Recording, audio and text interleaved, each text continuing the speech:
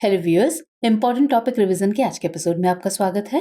तो भारतीय संविधान एवं राज्य व्यवस्था से जुड़े आज के एपिसोड में हम बात करेंगे संसद में विधि निर्माण की प्रक्रिया पर। तो चलिए सबसे पहले इसका परिचय देखते हैं। संविधान में अनुच्छेद 107 से 111 तक के समूह को विधायी प्रक्रिया यानी लेजिस्लेटिव प्रोसीजर कहा गया है। इन अनुच्छेदों में विधि निर्माण की प्रक्रिया का उल्लेख संक्षेप में किया गया है। संसद के दोनों सदनों के पास अधिकार है कि वे संविधान के अधीन रहते हुए अपने लिए कार्यवाही के नियम स्वयं बनाएं। संसद का सबसे प्रमुख कार्य कानून बनाना ही है। कोई भी कानून शुरुआत में विधेयक यानी बिल होता है। जब वो विधेयक संसद के दोनों सदनों द्वारा अपेक्षित बहुमत से पारित कर दिया जाता है और राष्ट्रपति उस पर सहमति प्रदान कर देते हैं तो वो अधिनियम यानी एक्ट बन जाता है। इस अधिनियम को ही बोलचाल की भाषा में कानून यानी लॉ कहा जाता है। आइए बात करते हैं विधेयकों के वर्गीकरण पर। तो विधि निर्माण की प्रक्रिया के अनुसार भारतीय संसद में पेश किए जाने वाले विधेयकों को 4 वर्गों में बांटा जा सकता है। पहला है साधारण विधेयक यानी ऑर्डिनरी बिल। धन विधेयक, वित्तीय विधेयक और संविधान संशोधन विधेयकों से भिन्न विधेयक साधारण विधेयक होते हैं। भारतीय संविधान के अनुच्छेद 107 और 108 के तहत साधारण विधेयक का उल्लेख किया गया है। साधारण विधेयक वित्तीय विषयों से संबंधित प्रावधानों के अलावा किसी भी प्रावधान से संबंधित है। संसद के किसी भी सदन में एक साधारण विधेयक पेश किया जा सकता है। ये विधेयक मंत्री या निजी सदस्य द्वारा पेश किया जा सकता है। दूसरा है धन विधेयक यानी मनी बिल। अनुच्छेद 110 में धन विधेयक का उल्लेख है। इसका संबंध कुछ खास वित्तीय विषयों से होता है, जैसे करारोपण, संचित निधि में धन जमा करना या निकालना, भारत सरकार द्वारा धन उधार लेना आदि। तीसरा है वित्त विधेयक यानी फाइनेंशियल बिल। जिन विधेयकों का संबंध वित्त से जुड़े विषयों से होता है वो वित्तीय विधेयक कहलाते हैं, जैसे सरकार का राजस्व या व्यय से जुड़े विषय। वित्त विधेयक 2 प्रकार के होते हैं और इनका उल्लेख अनुच्छेद 117 में है। इसके पहले प्रकार में अनुच्छेद 110 से जुड़े विषय एवं उससे बाहर के विषय भी शामिल होते हैं। जबकि इस विधेयक के दूसरे प्रकार की बात करें तो इन विधेयकों में भारत की संचित निधि पर भारित खर्चों से जुड़े उपबंध होते हैं, लेकिन अनुच्छेद 110 से संबंधित विषय शामिल नहीं होते हैं। प्रत्येक धन विधेयक वित्त विधेयक होता है, लेकिन हर वित्त विधेयक धन विधेयक नहीं होता है।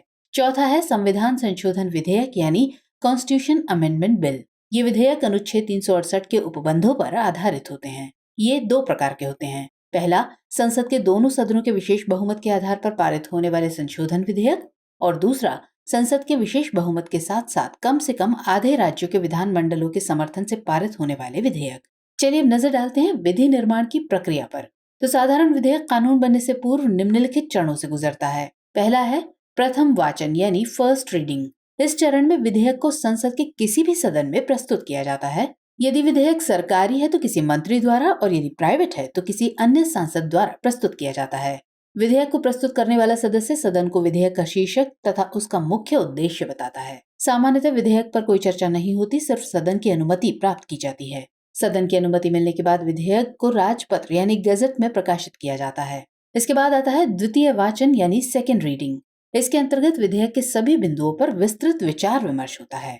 ये चर्चा 3 चरणों में पूरी होती है। पहला है साधारण बहस की प्रक्रिया। इसके अंतर्गत विधेयक पर चर्चा होती है।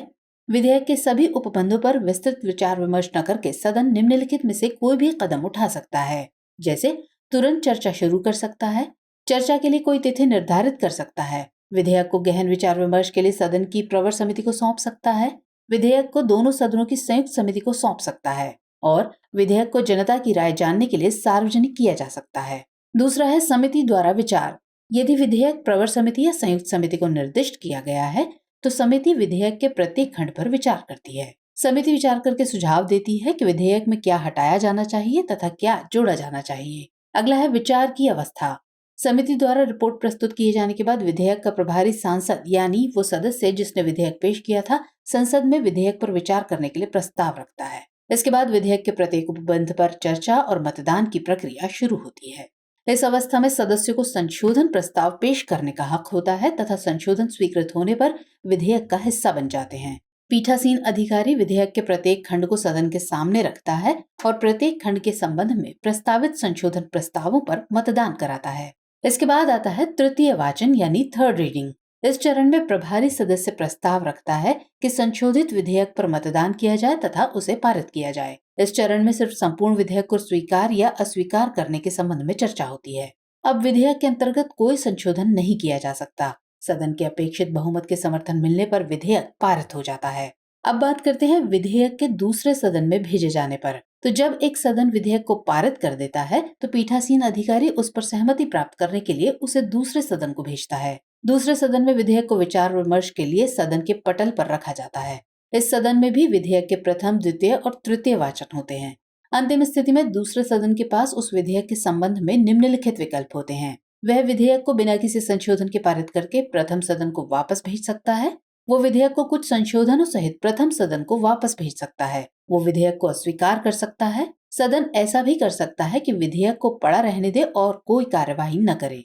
यदि दूसरे सदन ने बिना संशोधन के विधेयक पारित कर दिया है तो विधेयक दोनों सदनों द्वारा पारित समझा जाता है। यदि दूसरे सदन ने कुछ संशोधन प्रस्तावित किए हैं और पहला सदन उन संशोधनों को स्वीकार कर ले तो मान लिया जाता है कि दोनों सदनों में संशोधन सहित विधेयक पारित कर दिया गया है। इसके बाद विधेयक को राष्ट्रपति की अनुमति प्राप्त करने के लिए भेज दिया जाता है। इसके अतिरिक्त किसी भी स्थिति में गतिरोध यानी डेडलॉक उत्पन्न होने पर, जैसे यदि दूसरे सदन द्वारा पेश किए गए संशोधनों को पहला सदन खारिज कर दे या दूसरा सदन पहले सदन द्वारा भेजे गए विधेयक को ही खारिज कर दे, तो गतिरोध की स्थिति पैदा होती है।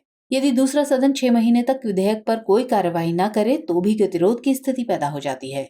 इस गतिरोध को समाप्त करने के लिए राष्ट्रपति दोनों सदनों की संयुक्त बैठक यानी जॉइंट सिटिंग बुला सकता है। यहाँ नोट करने वाली बात है कि संयुक्त बैठक धन विधेयक तथा संविधान संशोधन विधेयक के मामले में नहीं हो सकती। ये साधारण विधेयक तथा वित्तीय विधेयकों के मामले में ही बुलाई जा सकती है। यदि संयुक्त बैठक में उपस्थित और मत देने वाले सदस्यों का बहुमत विधेयक को पारित कर देता है तो विधेयक दोनों सदनों द्वारा पारित मान लिया जाता है। अब बात करते हैं राष्ट्रपति की स्वीकृति की। तो संसद के दोनों सदनों द्वारा पारित किए जाने के बाद पीठासीन अधिकारी द्वारा प्रमाणित विधेयक राष्ट्रपति के पास भेजा जाता है, क्योंकि उसकी स्वीकृति विधेयक के अधिनियम बनने के लिए अनिवार्य है। अनुच्छेद 111 के तहत राष्ट्रपति के पास ऐसे विधेयक के संबंध में 3 विकल्प होते हैं। वो विधेयक को स्वीकार कर सकता है, उसकी स्वीकृति मिलने पर विधेयक अधिनियम बन जाता है। वो विधेयक को अपने पास रोक सकता है, रोकने का अर्थ पॉकेट वीटो का प्रयोग करना है। और तीसरा, यदि राष्ट्रपति विधेयक के उपबंधों से संतुष्ट नहीं है तो वो उसमें संशोधन के सुझाव दे सकता है तथा उसे संसद के दोनों सदनों को पुनर्विचार के लिए लौटा सकता है। यदि दोनों सदन राष्ट्रपति के सुझावों को स्वीकार या अस्वीकार करते हुए विधेयक को पुनः राष्ट्रपति की अनुमति के लिए भेजते हैं तो राष्ट्रपति उस पर अनुमति देने के लिए बाध्य होता है। तो व्यूअर्स, आज के एपिसोड में इतना ही। मुलाकात होगी अगले एपिसोड में किसी और सब्जेक्ट के साथ। तब तक के लिए जय हिंद।